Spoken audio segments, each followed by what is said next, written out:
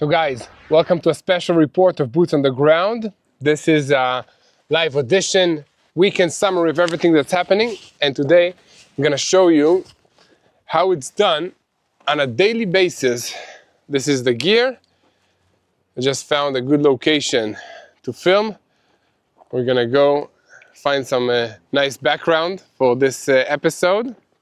And this is kind of what I do every day since this war started, to give you the news, the updates of what's happening.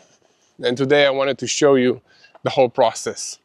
Okay, so this is one of my favorite locations to film because it's a memorial for the 6-day war in which Israel was attacked by multiple Arab nations. Guess what? Nothing changed. We are still attacked by multiple Arab nations, but check it out, it's really nice. You see these tanks? These are old tanks that were used in Israel during the 6-day war. And after that, now Israel is building its own tanks, the Merkava 1, 2, 3, 4, 4B, very, very advanced tanks. But these tanks did an amazing job during these wars. You can see the trenches here. This is called the British Radar Hill. And today I'm gonna find a nice place to sit in the shade so I won't burn again. I'm gonna find a good place to sit in the shade now and let you know what's happening in this region so that you can pray for the situation. Okay, so here it is.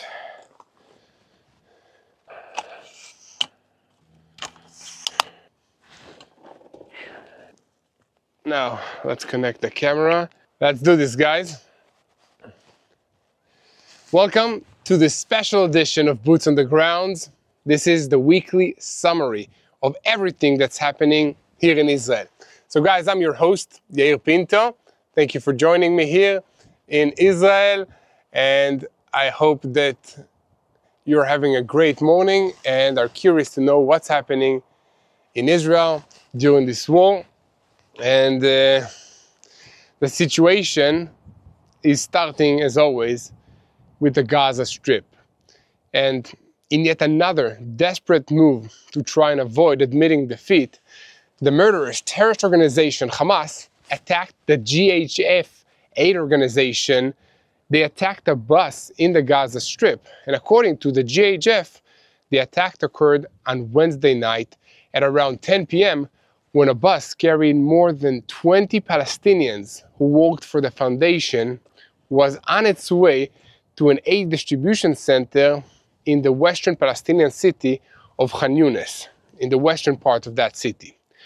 There are 5 fatalities amongst the staff, with several others that were wounded, and the foundation feels that some workers were taken hostage by Hamas. This is crazy that this is the situation that we see. So the foundation said that they opened and received a lot of threats from Hamas in recent days against the citizens and against them. And now multiple lives have been lost, and according to reports, several were taken hostage. So despite the grave incident, the organization stresses it will continue its vital work to give food and aid to the Gaza people. This incident comes amidst 3 notable changes in the situation on the ground in the Gaza Strip this week. The first notable change is that we see in the beginning of the final disintegration of the terrorist organization Hamas. And that leads into the second big change, that the American Aid Fund is doing everything to cut Hamas off from the humanitarian supplies that never reached Gaza's residents when the United Nations controlled them. This is also feeding into the final big change that we've seen, the rise of a new organization called Abu Shabab. This is named after the leader, Yasser al-Shabab, who escaped from a Hamas prison. So today, we'll take a closer look at al-Shabab and what is this militia and its leader Yasser Abu Shabab that is ruling Rafah, the southernmost city in the Gaza Strip, planning to do in this conflict. So this group is tied to Palestinians that are connected to the Palestinian Authority, and they have so far received weapons and ammunition from Israel, and they are working to create an alternative to Hamas's rule in the Gaza Strip. However, senior security officials say that cooperation with Abu Shabab militia is only a temporary measure to address immediate security and civil needs on a case-by-case basis. Israel has no intention of entrusting any militia with Gaza's civilian administration. We're talking about the day after this war. But getting back to Hamas, they are in an unprecedented crisis, but they are fighting nevertheless, and they refuse to surrender. Why is that? Let me know what you think about this in the comments. Why is Hamas not surrendering? And why has the United Nations humanitarian aid for Gaza turned into the Hunger Games Gaza edition? Any questions? We'll cover every detail about how the American Aid Foundation hands out packages under fire and chaos while the United Nations claims it did things properly. It now emerges in reports that we see that the United Nations food aid staff coordinated fully with the terrorist organization Hamas and even unloaded aid trucks directly at senior Hamas members' homes. So guys, here at Boots on the Ground, our focus is on bringing light to dark places, exposing the truth when others want to push lies and false narratives. And once again, I'm your host, Yair Pinto, and I want to make sure that you get the whole truth about what's happening in Israel. So please, to be part and help us reach more people, hit that subscribe button, follow us on social media, and if you want to help us create more videos like this one, hit the super thank you button, the donate button on YouTube, or visit the website tbnisrael.com/give to help us create more videos and reach more people with what's happening in Israel. Thank you so much for this, and if you have any questions, please make sure to write. Let me know where you are coming from around the world. So today's report will cover several topics, and I'm talking about new sanctions imposed by the United States Treasury Department on charities based in the Netherlands, in Italy, in Algeria, and elsewhere that posed a humanitarian aid cover, but actually helped the terrorist groups funnel money into Gaza and into the West Bank. A group that actually is providing humanitarian aid to Palestinians is the Gaza Humanitarian Foundation. And because of their successes so far, the Trump administration is considering giving them a $500 million grant to continue and even expand their operations and bring more food to more Palestinians. And speaking of funding, we'll also talk about the massive flows of money from Europe to Hamas, but hopefully not for long. The lifeline to Hamas and to Hezbollah is about to be cut because it's not enough to destroy tunnels and fight on the battlefield. The cash flow from the West and from Arab states that fuels Middle Eastern terror must also be severed. And elsewhere, amidst growing world criticism of Israel, the IDF spokesman revealed documents proving that Gaza's so-called civilian defensive spokesman, Muhammad Basel, who issued hundreds of statements to foreign media during this war, is actually an active Hamas terrorist. Does this surprise anybody? And in related news, the commander of COGAT, this is the government cooperation of activities in the Palestinian territories, published footage this week of Hamas operatives executing a Gaza resident in a public square with a commentary saying that the terrorists are killing you. It's a desperate attempt to preserve their rule. And on the Iranian front, the United States is reportedly evacuating family members and non-essential personnel from diplomatic missions and military bases in the Middle East in response to threats by Iran to strike these facilities if nuclear negotiations break down. And at the same time, the United States believes that Israeli preparations for a strike on Iran's nuclear facilities are complete and ready to put into actions. And meanwhile, the United States media portals are reporting a dead end in nuclear talks, and the next negotiations round with Iran is at risk of cancellation, and President Trump also declared that soon the military will show endless courage. How will Iran respond? Let me know in the comments.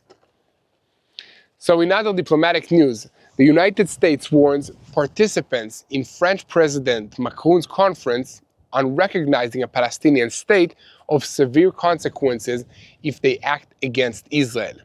Despite this warning, several states, including US allies in the Middle East, plan on sending delegations to attend this conference.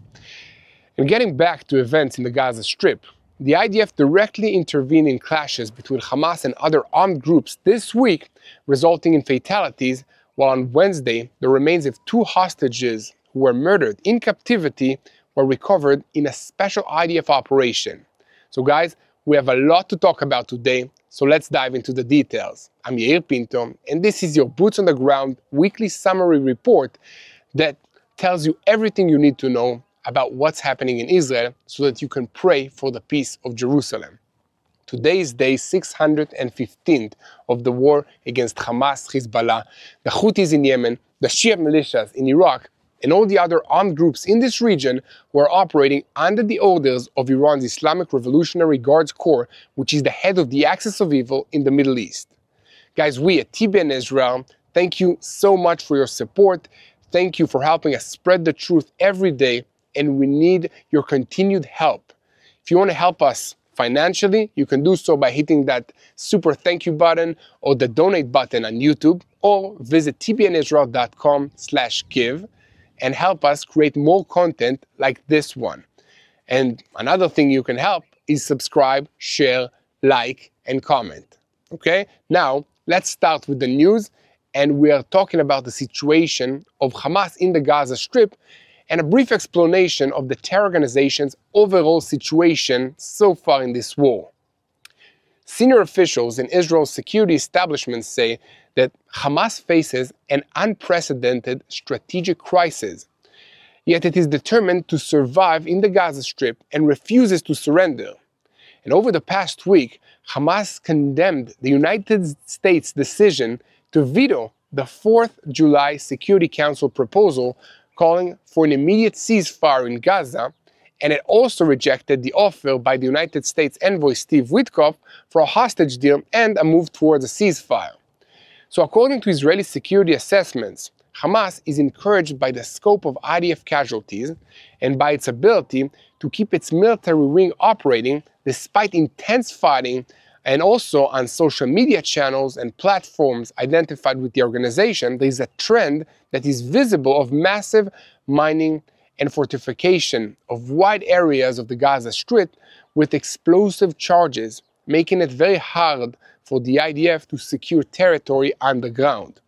But of course, Hamas also has an advantage because it doesn't care how many of its own fighters fall in battle or about the suffering of its own civilian population. On the contrary, the worse things get for these civilians, the better it is for Hamas, because the international media will unfailingly place all the blame for the suffering of civilians on Israel. Yet beneath the surface, Hamas's military and political leadership is in deep crisis, with international divisions and doubts about who is making decisions now, or who is authorized to negotiate, and what their actual strategy is. However, one strategic goal appears to be emerging that everyone can agree on, and that's to try and buy time at any price. So Hamas rejects every compromise offer that is made by Israel, by the Americans, or even by the mediating countries like Qatar and Egypt, who are deeply sympathetic to Hamas and appear to want to try and help them achieve their long-term objectives. From its perspective, Israel is pursuing a policy of totally eliminating Hamas's rule with full American backing. From Israel's perspective, if the Witkoff-led negotiation process succeeds in recovering the hostages, all will be well and good. But the intelligence echelon believes that Hamas is not serious about releasing any more hostages, so we are proceeding as if they will not agree to anything. This is the situation now on the ground. But beyond that, Israeli security assessments say that Hamas is currently acting in denial of the reality and the situation that is actually on the ground. They hope to buy time and pressure from mediating states that will change the American position.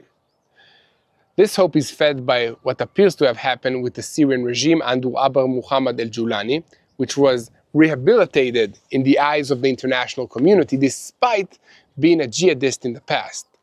Hamas doesn't seem to realize that al-Julani had advantages that they don't, such as governing a territory of tremendous geostrategic importance and opposition to some of America's regional adversaries, especially Iran.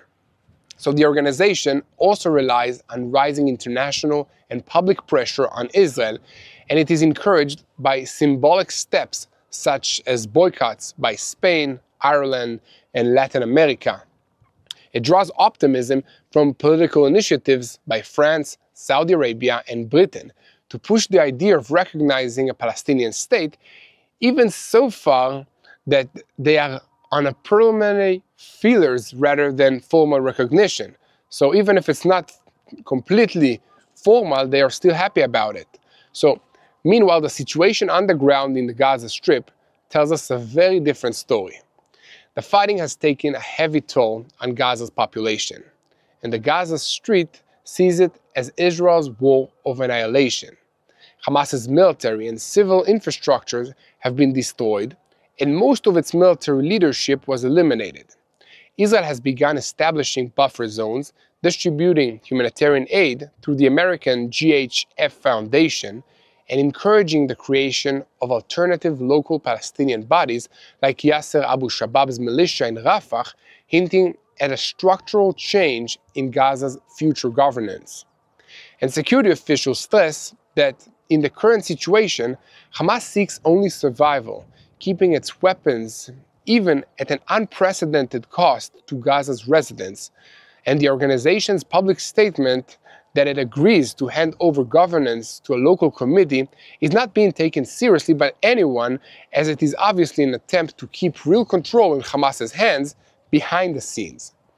And senior Israeli security officials judge Hamas's strategy as mistaken, saying that it fails to grasp Israel's determination to defeat it militarily, and Israel's political echelon, they argue, is intent on completing the organization's defeat, and the new Trump administration in the United States gives full long-term backing despite some disagreement on details and timings. But meanwhile, there is no serious regional or international proposal to break the deadlock. Even amongst Western states that criticize Israel, there is broad consensus against Hamas. Unlike al-Julani's Syrian regime, Hamas is viewed in the West as directly responsible for the horrific massacre in Israel's Gaza envelope communities on October 7th of 2023, which bars any prospect of reintegrating in the international community, making it some kind of a legitimate entity. And with all of that having been said, today, Hamas operates on two parallel tracks: trying to continue negotiations with the American administration and uncompromising fighting against Israel, befitting its identity as a jihadist terrorist organization. A senior figure in the organization recently stressed that Hamas will not raise a white flag and does not intend to surrender. That is, while Hamas faces an unprecedented crisis in Gaza, it remains determined and refuses to yield. But in Israel, the patience is running out. The assessment is that in the coming days, military pressure on Hamas will intensify, and the hostage card, once a major lever over Israel, is unlikely to save the organization from defeat. So guys, here at TBN Israel, we will keep spreading the truth, and as always, we ask you to help us by subscribing to this channel so you stay tuned into the truth, but don't just watch these videos.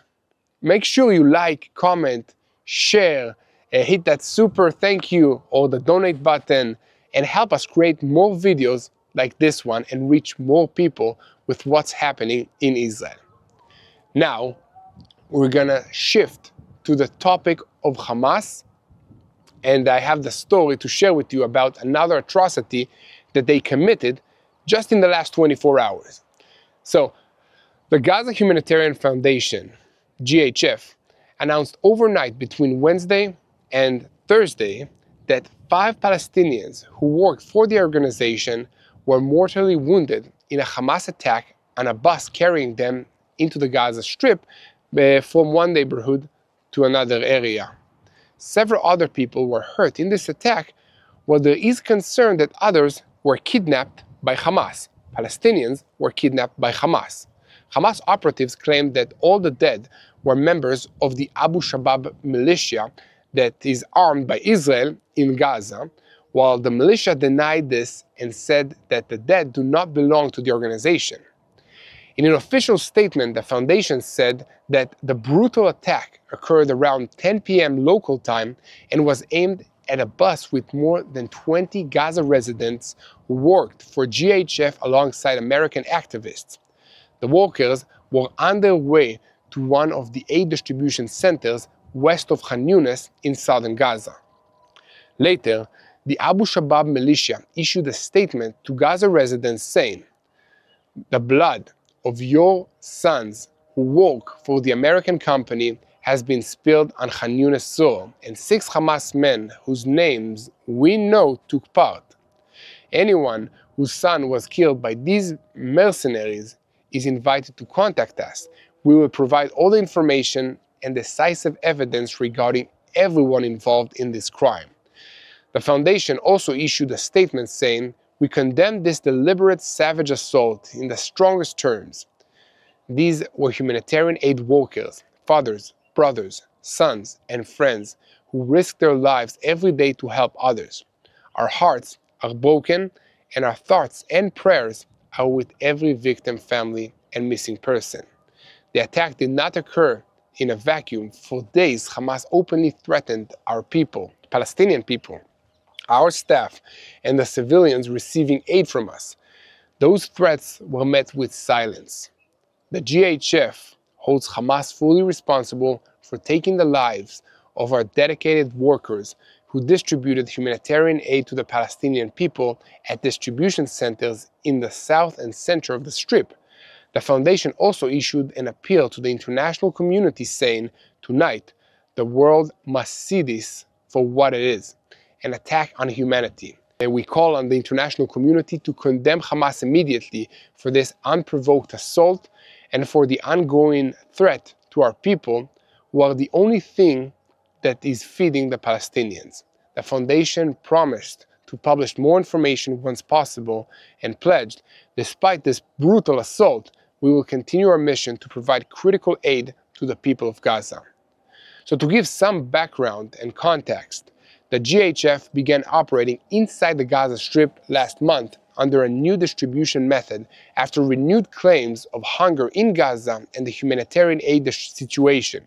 On the first day of the operation of the aid in Rafah, the crowd, the Palestinian people, stormed the distribution compound and looted all the aid. Activity then stopped for a few days, and recently there have been repeated claims of IDF fire near distribution centers alongside Hamas attempts to disrupt the foundation's work and prevent Gazans from accessing aid. Last night, similar claims across the Palestinian media reported 10 dead and more than 120 wounded from terrorist gunfire at Gaza's as Gazans waited for aid on the Salah el-Din street in the center of the Gaza Strip. So guys, here at TBN Israel, we will keep reporting on every aspect of this situation in the Gaza Strip. And as always, we ask you to help us by sharing the truth, share these videos, comment, and subscribe to this YouTube channel. I keep asking a lot of time for you guys to subscribe because some 50% of the viewers are not subscribers. And it will be amazing if 100% of the viewers will also subscribe and receive daily updates from Israel. It will really help us reach many, many more people around the world with everything. And if you want to also support us financially, you can hit this super thank you button and help us reach more people with what's happening in Israel, so that they will know how to pray. This is why we do this, so that you will know how to pray for the peace of Jerusalem. Prayer works, and I encourage you to use it, talk to God in the name of Yeshua. Okay, let's turn to the aid and the money topic very shortly, but first we need to look at a new group that is fighting Hamas inside the Gaza Strip and why its fighters are fighting the terrorist organization. Any guess who this group is? This is called the Yasser Abu Shabab Militia in the Rafah area, which is the southernmost part of Gaza, and it became the talk of the Palestinian street and also in the Arab world. The story won't leave the headlines in the media and also on social media networks. Senior security sources say that the establishment of Yasser Abu Shabab's militia in Rafah and its ties to Israel's Shin Bet and to the Palestinian Authority is a major blow to Hamas's governments in Gaza, especially given that since the start of the war, Hamas managed for a very long time to deter the local population from cooperating with Israel. They did this by instituting a reign of terror on the population, executing dozens of Gazan residents on charges of collaboration with Israel, and even murdering several clan leaders to warn others against helping Israel distribute humanitarian aid. The attack on the GHF bus on Wednesday night was not the first violent incident in which Hamas tried to put down anyone who tried to address the problem in the Gaza Strip in a way that would have eroded their authority. For instance, from Hamas's perspective, all the activity of the American aid distribution centers is meant to undermine its rule in the Gaza Strip. In an official statement this week, the terrorist organization Hamas said the main goal of the American aid distribution centers is to end UNRWA's activities, wipe out the Palestinian cause, accelerate forced immigration and ethnic cleansing, and empty the Gaza Strip of its residents as part of implementing United States President Donald Trump's plan. But despite that, the Yasser Abu Shabab militia has arisen and is now eroding Hamas's control in both the security and the civic spheres. A commentary article on the Hamas-affiliated Shihab site claims that Abu Shabab militia represent a familiar colonial tactic of divide and conquer and rule, in which the ruling power seeks to reshape the internal arena of the controlled society by supporting local actors that serves its security and political aims. The article argues that the militias backed by Israel in the Gaza Strips are in fact local agents of a foreign regime speaking the language of the local Palestinians, but dismantling Palestinian society from within in the service of the control body. It further claims that Israel's goal is not only to eliminate Hamas, but to dismantle any possibility of a future Palestinian national framework, replacing it with local agents controlled remotely. Thus, the Gaza Strip becomes a modern laboratory for colonial rule, internal control through local tools, while the upper hand always remains with the occupying power that runs the show from behind the scenes. Okay, this is an article, and I, of course, do not agree with these claims because Israel has no intention of controlling the Gaza Strip. We have been there, and we gave it over to the Palestinian people. But I wanted to share also some other opinions and other ideas of what Israel is doing. So, do you think that there's anything to this? Let me know what you think about this article in the comments section. But in any case, senior Israeli security sources confirm that the Shin Bet initiated contact with the Abu Shabab clan.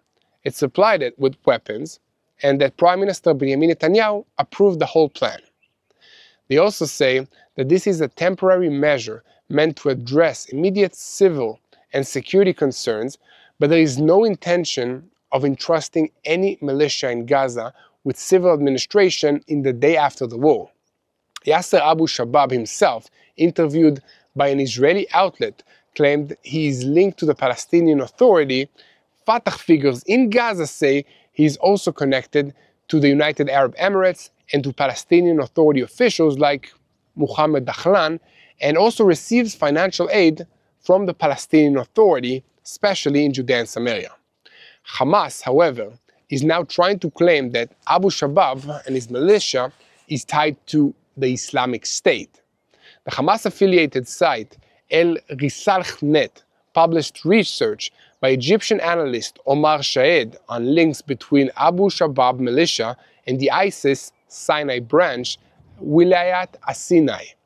He asserts that a senior ISIS operative named Issam el-Nabkhin, who previously fought with ISIS in Sinai against the Egyptian army, joined Abu Shabab's militia last year.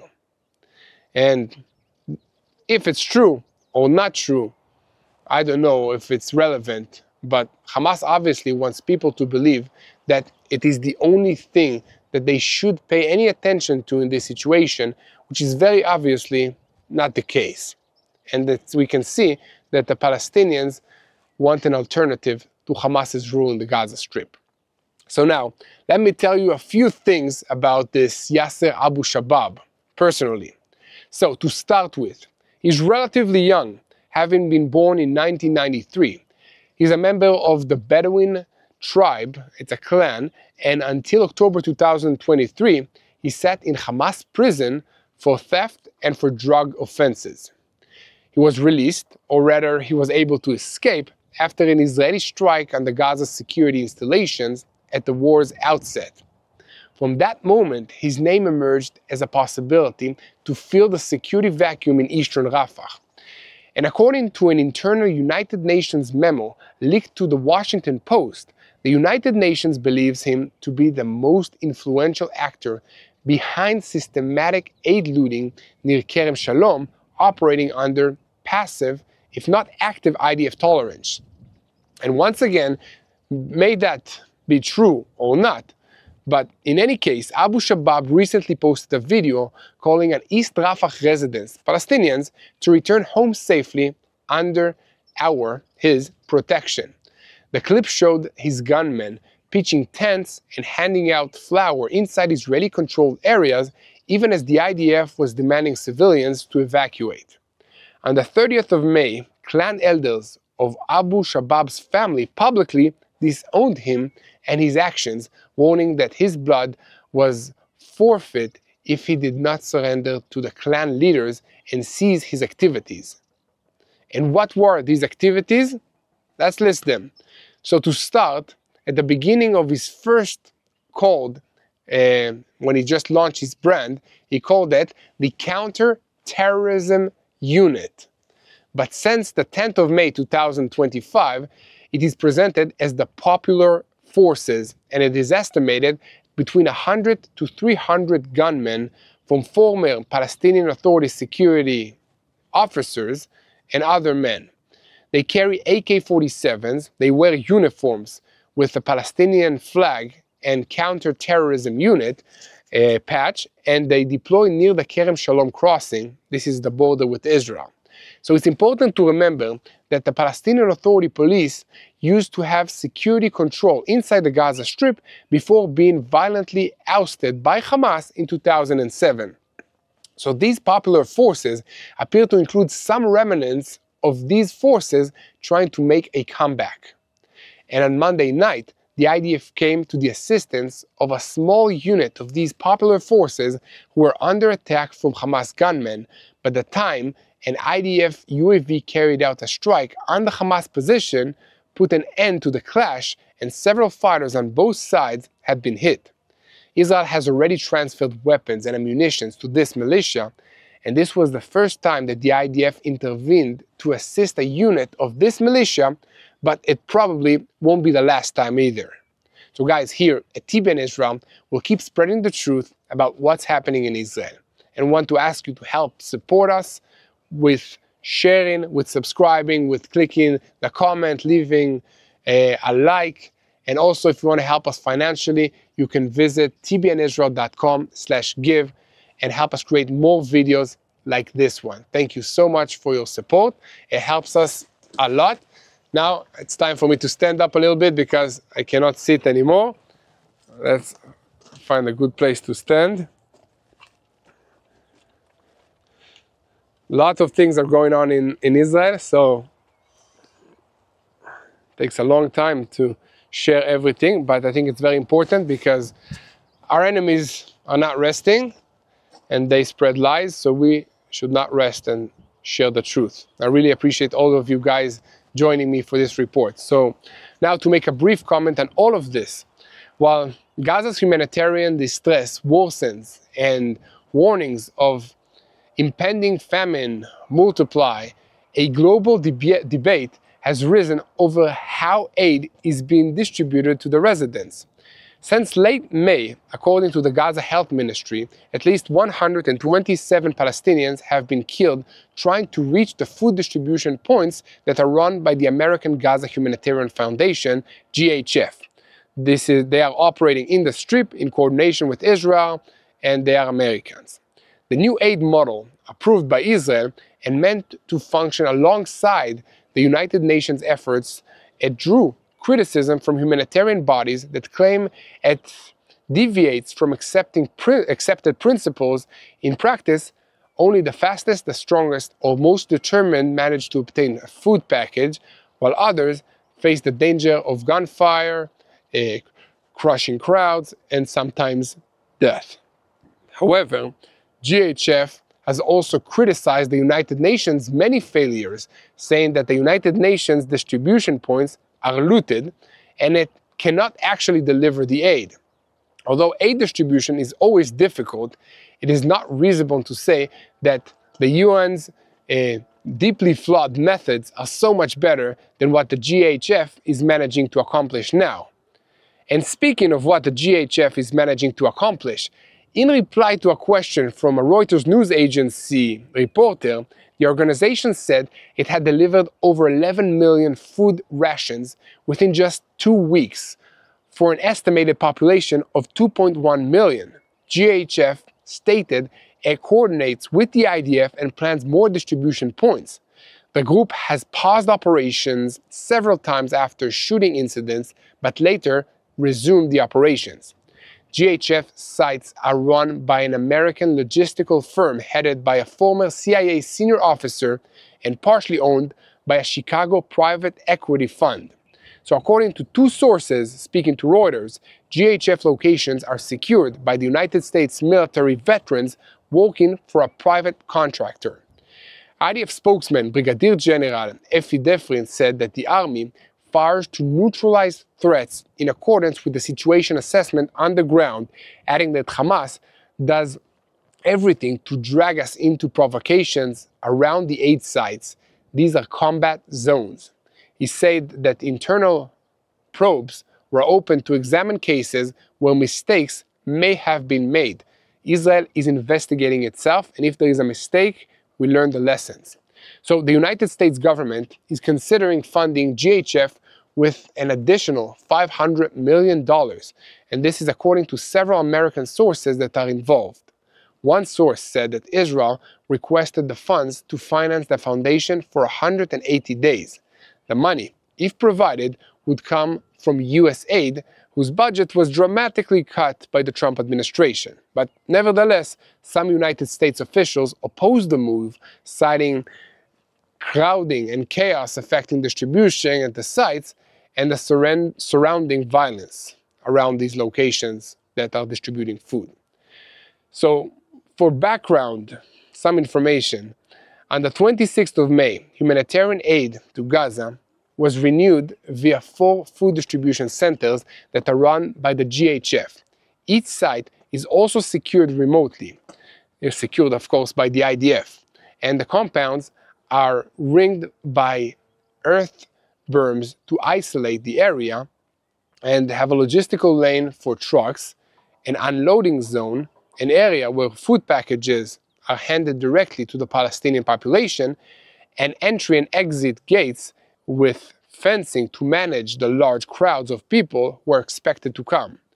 But despite the attempts to keep the process as orderly as possible, residents have broken into sites, warning shots have been fired, and accusations have been leveled at the IDF.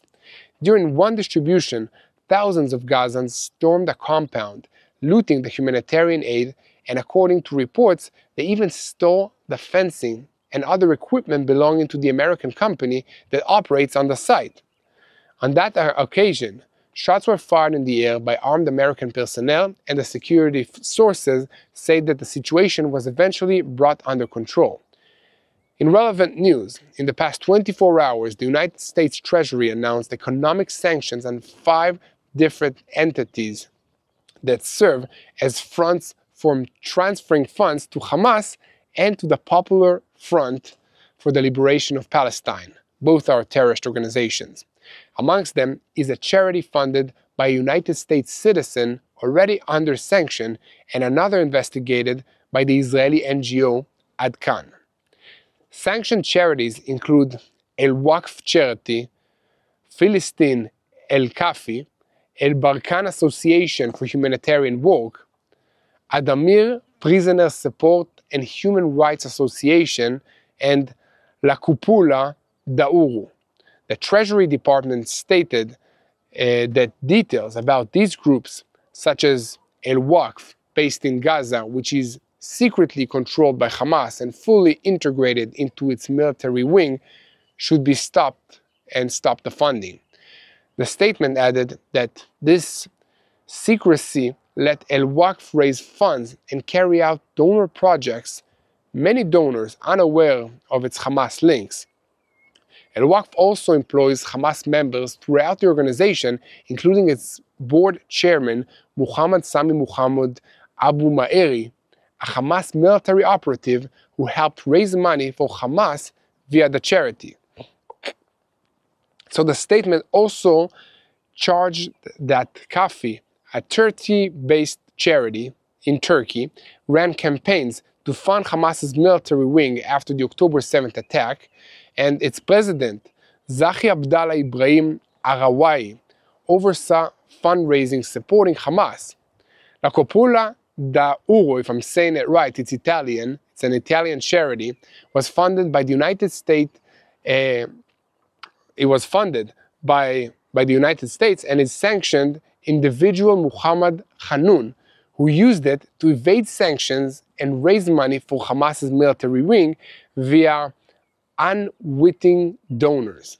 So, also sanctions were Isa Charitable Foundation from the Netherlands, part of the Union of Good. It was designated by the United States as a terrorist organization in 2008. And guys, the Deputy Treasury Secretary, Michael Flachner, said that Hamas and other Palestinian terrorist groups are trying to circumvent the international systems by cynically exploiting charities. We will not let them hide behind humanitarian covers to finance brutal terror acts. However, despite all the money diverted to Hamas by these charitable organizations, the main source of operating revenue for them, as well as Lebanese Hezbollah, remains Iran. And Western governments estimates the Islamic Republic of Iran annually transfers to Hezbollah about $700 million, and several hundred millions more is given to Hamas via indirect methods. This includes cash-filled suitcases, Lebanese money changers, bank transfers through Syria, and even accounts handled by diplomats, according to reports in Britain's The Times of London media portal. Iran is not alone. Charities, private donors, and even other institutions in democratic countries serve as arms and channels to bring money for terrorist use. The New York Post recently revealed how an Italian charity, the Association of Solidarity with the Palestinian People, raised some $4 million channeled to Hamas, supposedly for humanitarian projects, but in reality used for weapons and support of militants' families. And cryptocurrencies have become especially useful to these organizations. And Congressional research that was published in 2020 showed that Hamas has massively expanded the use of Bitcoin, Ethereum, and other coins, advertising wallets and social media to solicit donations. When wallets were closed, the group shifted to cold wallets, offline and untraceable. Hezbollah, Iran's terror arm in the northern part of Israel and Lebanon, sustained a global financial infrastructure that includes narcotics trafficking, money laundering, smuggling, and fraud. In Germany, charities like Orphans Projects Lebanon channeled money via local banks to Hezbollah under humanitarian guise, funding Lebanese militants' families. So these funds let terror groups rebuild after each clash, maintain thousands of fighters, buy advanced weapons, dig tunnels, sustain drones, and broadcast non-stop propaganda. They bankroll ideological control through hate education, youth training camps, anti-Semitic content, and payments to attackers' families, creating a constant incentive to carry out terrorist attacks. The Hamas attack on October 7th wasn't born of despair, but of strength, meant to be coordinated with Hezbollah for an even more devastating blow to Israel. It was a produce of systematic ongoing financing. This is after the calamity, intelligence and regulatory awakening occurred, but most routes for smuggling money to Hamas still remain open today. So the United States has imposed new sanctions while Germany curbed pro-Hamas charities, and Israel's Shin Bet and cyber authority stepped up the tracking. Yet crypto activity continues, and many charities still operate in Europe and North America under humanitarian cover. Britain sadly has become Hamas's financial capital in the West, as senior terror leaders with United Kingdom citizens run huge funds and raise enormous sums, mainly from the public and even from the government. More than a quarter of a non-state funding for Hamas comes from the British Isle. This is according to Israeli security data. So cutting this lifeline is crucial to crippling Hamas and Hezbollah. It's not enough to destroy tunnels. The cash flow must be severed. Israel and the world must act on several fronts, including direct political pressure on Qatar and Turkey to halt all support to terror groups and their institutions. Legalization must also be passed, enabling deeper monitoring of charities, funds, and crypto, while assets tied to terror entities must be seized. There must also be global cyber operations to identify and block digital wallets, shut down terrorist payment systems, and block social media accounts, even lone voices inciting for Jewish murder. Israel must run a global information campaign exposing the direct link between humanitarian donations and terror finance. The fight against Hamas and against Hezbollah will not be won by ground or air actions alone. It requires a deep understanding of their economic engine and bold decisions to sever it. That process starts with getting good information to those who make the decisions, and that's what we are doing here at TBN Israel. We're committed to telling the truth, and we ask you to help us spread the truth by hitting the subscribe button, sharing these videos with whoever wants to know what's happening in Israel, and by commenting and by giving us a like. Okay, now let's get ready for our next topic. And I'll change my position here just a little bit to make it interesting. So guys, the IDF spokesperson announced at noon on Tuesday the completion of a 188 brigade operation to widen the security buffer in front of the western Negev Gaza envelope community, during which a Hamas tunnel inside Gaza, opposite to the Nir Oz, was destroyed. The statement said that the forces operated to locate and to destroy terror infrastructure in the Khirbet Ikhsa area in the southern Gaza Strip, which served as a major Hamas stronghold. Hundreds of Hamas terrorists sent out from this area and raided the western Negev communities in the massacre of October 7th. The IDF added that through engineering activities and Air Force strikes, dozens of terrorists were terminated and more than 1,200 terror infrastructures above and below ground were destroyed, removing the threat to the communities near the border. As part of the activity, 188 Brigade Battle Team forces and Yahalom Combat Engineering located and destroyed an underground route 500 meters long and about 25 meters deep. Earlier, a rocket was fired from the northern parts of Gaza towards Zikim Beach and was intercepted with no casualties and no damage that were reported. This is the first launch from Gaza since the 31st of May, when 3 rockets were fired towards communities in the Eshkol region. It's a regional council in Israel, with 3 impacts in open areas outside the towns. And moving on to the diplomatic front, Navi Pillay, the chair of the United Nations Independent International Commission of Inquiry on the occupied Palestinian territory, the West Bank and East Jerusalem, again accused Israel of war crimes and crimes against humanity just this week. In her statement, she claimed that we see more and more indications that Israel is conducting a campaign to destroy Palestinian life in the Gaza Strip. Israel strikes against Palestinian education, culture, and religion, and will also harm the future generations. They now harm the Palestinians' right to self-determination. This is according to what she said. Pilla will present a more detailed report to the United Nations Human Rights Council in Geneva, from which Israel withdrew in February. Guys, what do you think about the United Nations Human Rights Council?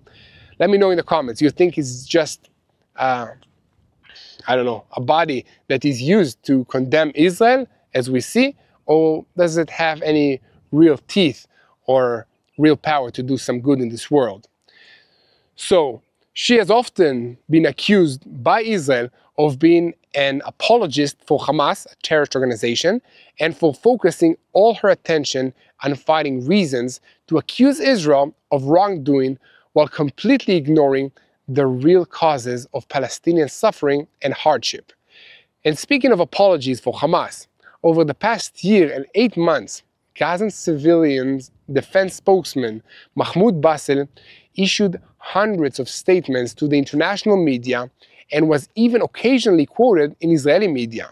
These statements led to harsh criticism of the IDF conduct in Gaza, but on Sunday, 611 days after the 7th of October, the IDF revealed that he is an active Hamas terrorist like many others that operate the civil organizations inside the Gaza Strip.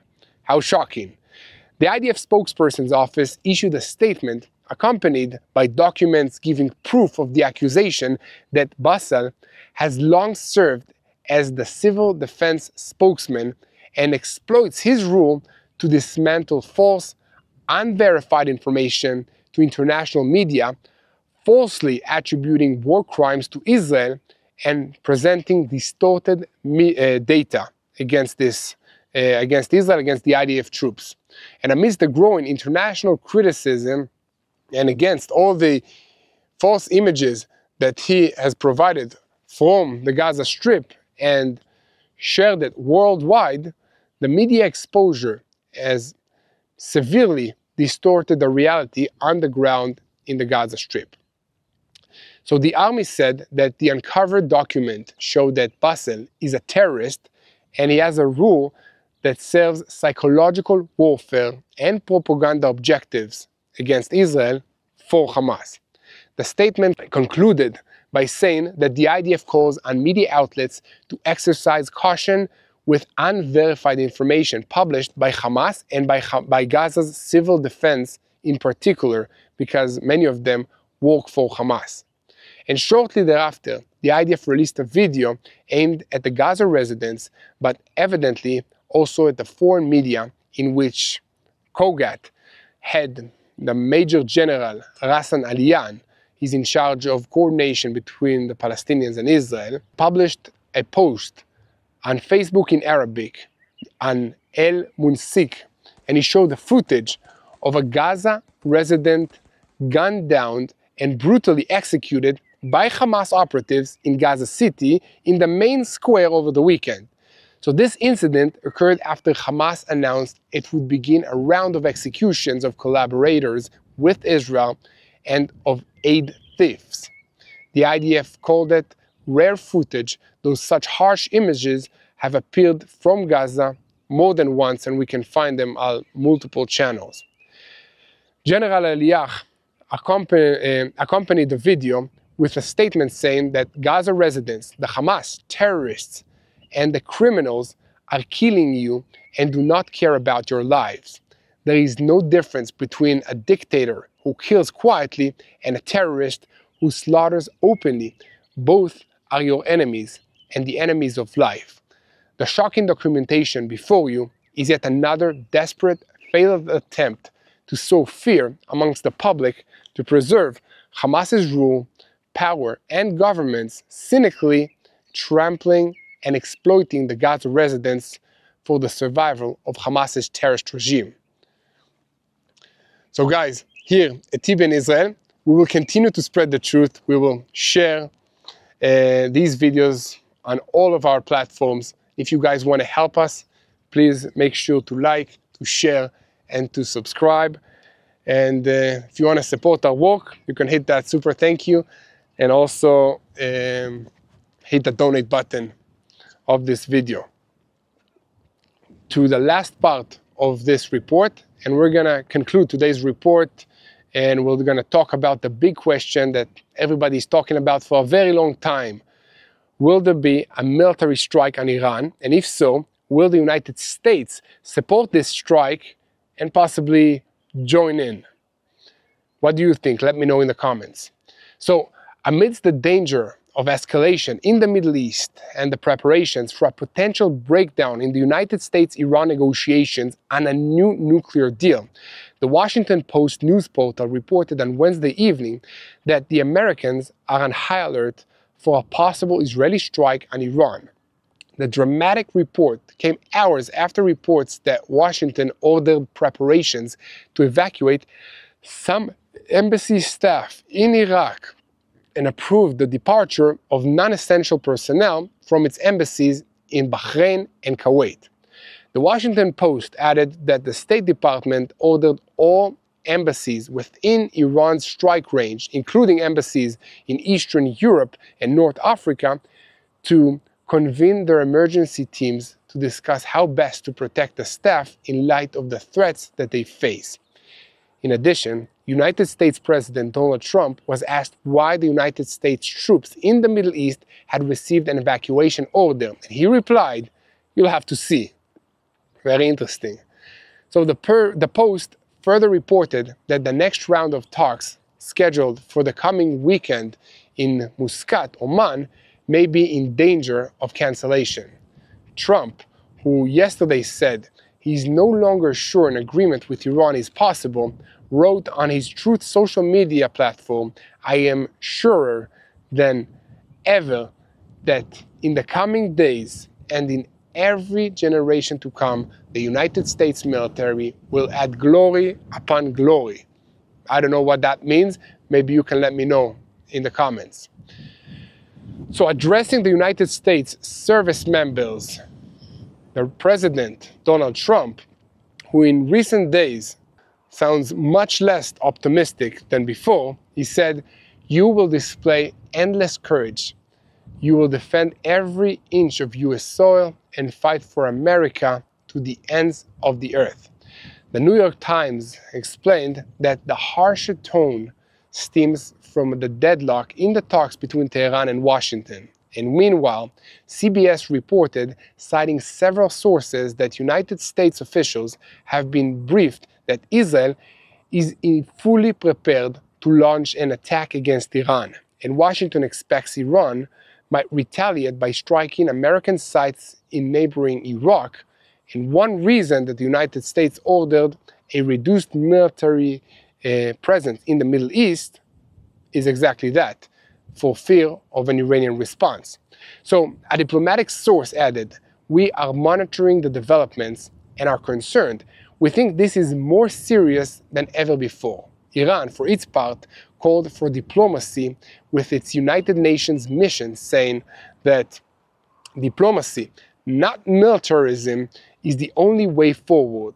And at the same time, President Trump's Middle East envoy Steve Witkoff spoke on Wednesday evening at the United Hatzalah annual Wall Street Gala, saying that Iran must never be allowed to enrich uranium or develop any nuclear capabilities. A nuclear Iran is an existential threat to Israel, and Iran possessing large missile stockpiles is no less existential, and it is an existential threat to the United States, to the free world, and to all Gulf states. Despite their earlier appeals to diplomacy, Iranian officials responded to this speech by issuing fresh threats to attack Israel and United States bases in the region. And Reuters reported that CENTCOM Commander General Mikhail Kurila postponed testimony before the Congress owing to the regional tensions and amidst fears of military flare-ups. Global oil prices rose for about 5%. So this seems very serious. Iranian Defense Minister Aziz Nasir Zakhed warned that if negotiations will fail and conflict is imposed, Iran will strike United States bases in the Middle East. The other side's losses will be greater than ours. He threatened, adding that Tehran had recently tested a missile with a warhead allegedly weighing 2 tons. Later, with reports of United States deployment in the region, Iran's United Nations mission said, threats of crushing force do not change the facts. Iran is not seeking nuclear weapons, and United States militarism fuels instability. CENTCOM's record of arming aggressive actors and enabling Israeli crime strips the United States of any credibility when speaking of peace or non-proliferation. And amidst all of this rhetoric, President Donald Trump told the New York Post podcast this week that he's now much less sure that a nuclear deal can be reached, saying, "I don't know. I thought so, and I'm becoming less and less sure." Behind Trump's pessimism is pressure from Israel against continuing the talks, as Iran is obviously just using them to stall for time while it sprints ahead with its project to produce nuclear weapons. And in other diplomatic news, the United States is warning states against participating in a United Nations conference organized by French President Emmanuel Macron, which seeks to encourage the recognition of a Palestinian state. Reuters revealed a State Department cable warning that support, over or implicit, for a possible anti-Israel step at the New York conference would harm Israel's security, and Washington opposes any unilateral recognition of a Palestinian state. However, last week Macron threatened concrete steps against Israel and said a decision would be made very soon. Israel's foreign ministry replied that recognizing a Palestinian state would strengthen Hamas. It is regrettable that President Macron of France applies pressure on Israel without understanding that Hamas is solely responsible for the war, its continuation, and the humanitarian hardships. There is an American ceasefire proposal. Israel said yes, and Hamas said no. So guys, this is all for today. Thank you so much for joining this live update. I hope that you learned a few things. I sure did. I know it was a long update about many things that we couldn't talk about throughout this week, but that's the purpose of this report, to let you know what's happening in Israel and to cover as much ground as we can. So again, thank you for being with me, and thank you for praying. If you want to pray for the situation in Israel, I would really encourage you to make it personal. Please pray for the IDF soldiers that are fighting in this war for more than 600 days now. Some of them haven't seen their family members multiple months at a time, and others see them maybe for 48 hours, maybe for a few days, and then they go back to fight. It's hard on the economy. It's hard on the family unit, especially on the wives or the husbands that need to stay home with the kids. And it's also very hard to explain to a 5 or 6-year-old why they have to rush to the bomb shelters multiple times in a week. So when I tell it to my daughter, I try to just say the truth and say there are bad guys out there and they want to hurt us, to throw rockets at us, and that's what they're doing. And that's why we need to go to bomb shelters and prepare ourselves against these attacks. And what you can do if you are, I don't know, in the United States, in Europe, Africa, Asia, Australia, all over the world and watching us, what you can do really is pray.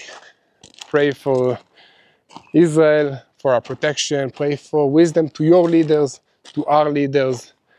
This situation is definitely not an easy one, and I don't have all the answers of how we can resolve this conflict, but I know who does, and that's God.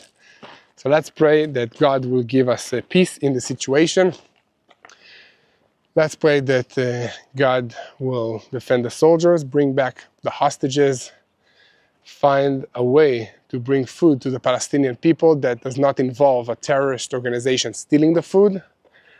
Find a way to release the Iranian people from the grip and the hands of the Islamic Revolutionary Guards.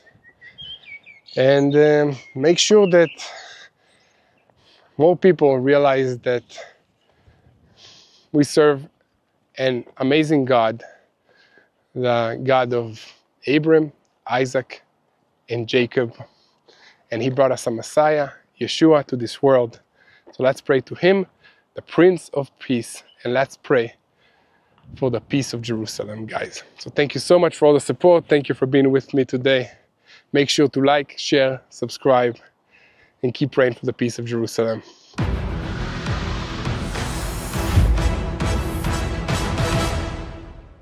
Hello, this is Mati here in Jerusalem with TBN Israel. This is Yair Pinto from TBN Israel here in Jerusalem. TBN Israel is keeping viewers informed with Israel-focused news, culture, and what God is doing in this land. Support TBN Israel today online at tbn.org.